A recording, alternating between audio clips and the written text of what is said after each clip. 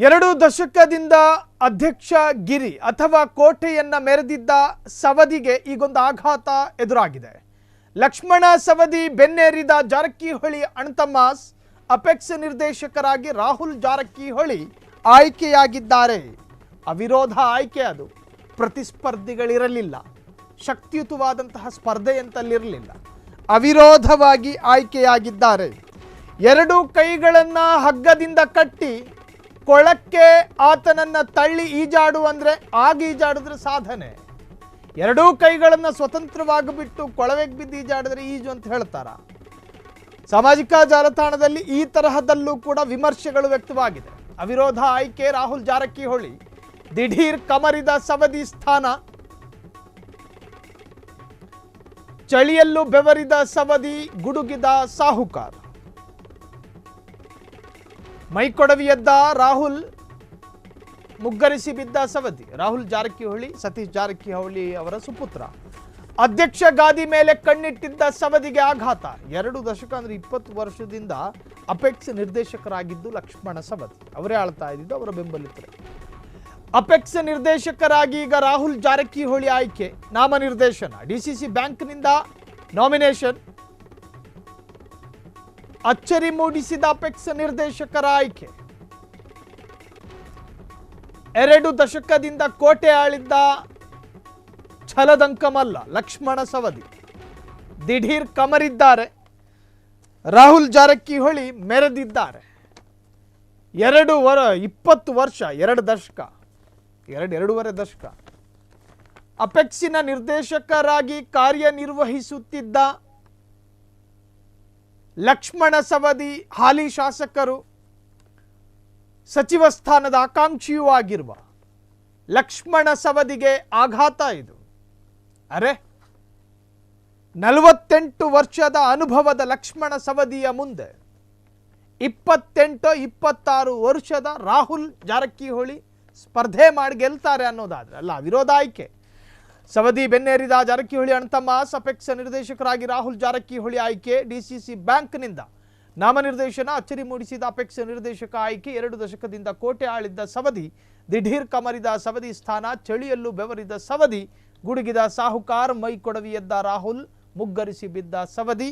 ಇನ್ನು ನಿರ್ದೇಶಕರಾಗಿ ಆಯ್ಕೆಯಾದ ಬೆನ್ನಲ್ಲೇ ರಾಹುಲ್ ಜಾರಕಿಹೊಳಿ ಮನಬಿಚ್ಚಿ ಮಾತನಾಡಿದ್ದಾರೆ, ನೋಡ್ಕೊಂಡು ಬನ್ನಿ.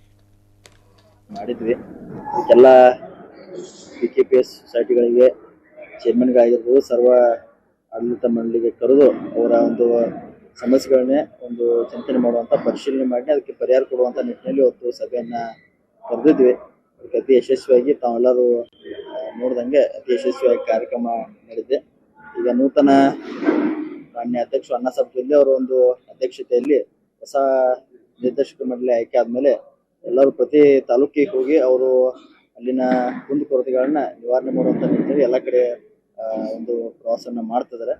ಇದಕ್ಕೆ ಆ ನಿಟ್ಟಿನಲ್ಲಿ ಇವತ್ತು ವಿಶೇಷವಾಗಿ ಬೆಳಗಾವಿ ತಾಲೂಕಿಗೆ ನಾವು ನಿರ್ದೇಶಕಕ್ಕೆ ಆಯ್ಕೆ ಆಗಬೇಕಾದ್ರೆ ಅಧ್ಯಕ್ಷರು ಅಣ್ಣಾಸಾಹೇಬ್ ಜೊಲ್ಲೆ ಅವರಾಗಿರ್ಬೋದು, ಅರಬಾವಿ ಮತಕ್ಷೇತ್ರ ಶಾಸಕರಾದಂಥ ವತ್ಸನ್ ಜನಗಳ ಅವರಾಗಿರ್ಬೋದು, ಬೆಳಗಾವಿ ಜಿಲ್ಲೆ ಉಸ್ತುವಾರಿ ಮಂತ್ರಿಗಳಂತ ತಂದೆ ಸತೀಶ್ ಜಾರಕಿಹೊಳಿ ಇವರೆಲ್ಲರ ಒಂದು ಸಹಕಾರದೊಂದಿಗೆ ಅತಿಯೊಂದು ಕಿರಿಯ ವಯಸ್ಸಲ್ಲಿ ಇವತ್ತು ಈ ಸ್ಥಾನಕ್ಕೆ, ಜವಾಬ್ದಾರಿ ಒಂದು ಸ್ಥಾನಕ್ಕೆ ಒಂದು ಕಾರ್ಯ ಮಾಡಲಿಕ್ಕೆ ಒಂದು ಅವಕಾಶವನ್ನು ಮಾಡಿಕೊಟ್ಟಿದ್ದಾರೆ. ಅದ್ರ ಜೊತೆಗೆ ಮೊನ್ನೆ ತಾನೇ ಅಪೆಕ್ಸ್ ಬ್ಯಾಂಕಿನ ಒಂದು ಇದರ ಸಲಾಗಿ ಅವರು ಕೂಡ ನಾಮಿನೇಟನ್ನ ಬೆಳಗಾವಿ ಜಿಲ್ಲಾ ವಿದ್ಯಾರ್ಥಿ ಬ್ಯಾಂಕ್ ವತಿಯಿಂದ ಅಪೆಕ್ಸ್ ಬ್ಯಾಂಕಿಗೆ ಒಂದು ಪ್ರತಿನಿಧಿಯಾಗಿ ಕಳಿಸಿದ್ದಾರೆ. ಅದಕ್ಕೆ ಎಲ್ಲರೂ ಇವರ ಸಹಕಾರದೊಂದಿಗೆ ಇವತ್ತು ನಾವು ಆ ಕಾರ್ಯವನ್ನು ನಿರ್ವಹಿಸ್ತೇವೆ. ಅದಕ್ಕೆ ಎಲ್ಲರಿಗೂ ನಾನು ಈ ಸಂದರ್ಭದಲ್ಲಿ ಕೃತಜ್ಞತೆ ಸಲ್ಲಿಸಲಿಕ್ಕೆ ಬಯಸುತ್ತೇನೆ. ಸ್ವಲ್ಪ ಜವಾಬ್ದಾರಿ ಜಾಸ್ತಿ ಐತೆ ಅನ್ಸುತ್ತೆ, ಯಾಕಂದ್ರೆ ಈಗ ಅಲ್ಲಿ ಘಟಾನುಘಟಿ ನಾಯಕರಿದ್ದಾರೆ ಅಪೆಕ್ಸ್ ಬ್ಯಾಂಕ್.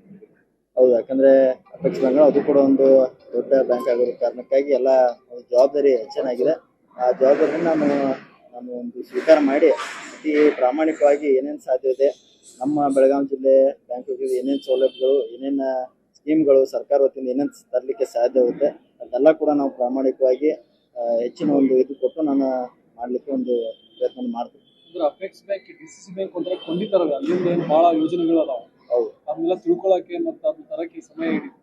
ಹೌದು, ಯಾಕಂದ್ರೆ ನಾವು ಕೂಡ ಸರ್ಕಾರ ಕ್ಷೇತ್ರದಲ್ಲಿ ಇದನ್ನ ಪ್ರಥಮ ಬಾರಿಗೆ ಹಾಕಿ ಅದನ್ನ ಹೆಚ್ಚು ಯಾರ್ಯಾರ ಎಕ್ಸ್ಪರ್ಟ್ಸ್ ಇದ್ದಾರೆ ಅವ್ರೆಲ್ಲರನ್ನೂ ಸಲಹೆಯನ್ನು ತಗೊಂಡು ಅತಿ ಒಂದು ಕಡಿಮೆ ಸಮಯದಲ್ಲಿ ಇನ್ನೂ ಹೆಚ್ಚು ಲಾಭ ನಮ್ಮ ಬೆಳಗಾವಿ ಬ್ಯಾಂಕಿಗೆ ಏನೇ ತರಲಿಕ್ಕೆ ಸಾಧ್ಯತೆ ಎಲ್ಲವನ್ನು ತರಲಿಕ್ಕೆ ಒಂದು ಪ್ರಯತ್ನ ಮಾಡ್ತೀವಿ. ಇನ್ನೊಬ್ಬರನ್ನ ನೀವು ಯಾರನ್ನ ಆಯ್ಕೆ ಮಾಡ್ತೀರಿ? ಇನ್ನೊಬ್ಬರು ಇಲ್ಲ ನೋನ್ ಎಲ್ಲರ ಹಿರಿಯ ನಾಯಕರು ಏನೇನು ಚರ್ಚೆ ಮಾಡೋದು ಸತೀಶ್ ಶೆಟ್ಟರ್ ಆಗಿರ್ಬೋದು, ಅಧ್ಯಕ್ಷ ಆಗಿರ್ಬೋದು, ಬಾಲಕೃಷ್ಣ ಜಾರಕಿಹೊಳಿ ಆಗಿರ್ಬೋದು, ಎಲ್ಲ ಸೇರ್ಕೊಂಡು ಅದನ್ನ ಯಾವ ಹೆಸರನ್ನ ತೀರ್ಮಾನ ಮಾಡ್ತಾರೆ ನೋಡೋಣ, ಅದನ್ನೆಲ್ಲ ಫೈನಲ್ ಮಾಡ್ತಾರೆ. ಮಾಡಿದ್ವಿ ಇದಕ್ಕೆಲ್ಲ PKPS ಸೊಸೈಟಿಗಳಿಗೆ ಚೇರ್ಮನ್ಗಳಾಗಿರ್ಬೋದು ಸರ್ವ ಆಡಳಿತ ಮಂಡಳಿಗೆ ಕರೆದು ಅವರ ಒಂದು ಸಮಸ್ಯೆಗಳನ್ನೇ ಒಂದು ಚಿಂತನೆ ಮಾಡುವಂಥ ಪರಿಶೀಲನೆ ಮಾಡಿ ಅದಕ್ಕೆ ಪರಿಹಾರ ಕೊಡುವಂಥ ನಿಟ್ಟಿನಲ್ಲಿ ಇವತ್ತು ಸಭೆಯನ್ನು ಕರೆದಿದ್ವಿ.